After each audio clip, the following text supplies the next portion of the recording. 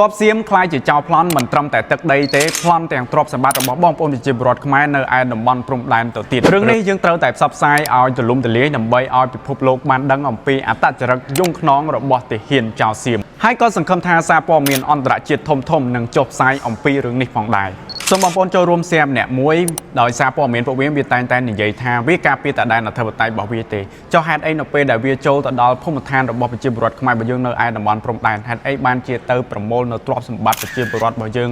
មានទាំងសាឡុងមានទាំងគោយន្តមានទាំងម៉ូតូជាដើមឡាក់ជាច្រើនហោហែនេះគឺជាទង្វើដ៏ថោកទាបខ្លាំងមែនទែនរបស់ពួកអាសៀមដែលគេតែងតែអួតខ្លួនថាគេជាប្រទេសអ្នកមានណាហើយរឿងដែលហួចចិត្តហើយជារឿងដែលខ្ញុំជឿចាប់បំផុតកាលពីព្រឹកមិញនេះសារព័ត៌មានដ៏ធំរបស់វា Donation Thailand របស់វាហ្នឹងវាបានចុះផ្សាយនៅពេលដែលយន្តហោះរបស់វាមកទម្លាក់គ្រាប់បែកនៅខេត្តបាត់ដំបងនៅឯស្រុកបាណន់ហើយវាយកវីដេអូទាំងអស់ហ្នឹងក៏ដូចជាជនរងគ្រោះវាថាប្រជាពលរដ្ឋរបស់វាកំពុងតែរងគ្រោះក្រោយពីការវាយប្រហាររបស់កម្ពុជាខ្ញុំមើលព័ត៌មាននេះហើយគឺជារឿងមួយដែលឈឺចាប់ខ្លាំងមែនទែនដែលខ្មែរយើងកំពុងតែរងគ្រោះបែរជាវាចុះផ្សាយថាវាជាអ្នករងគ្រោះទៅវិញ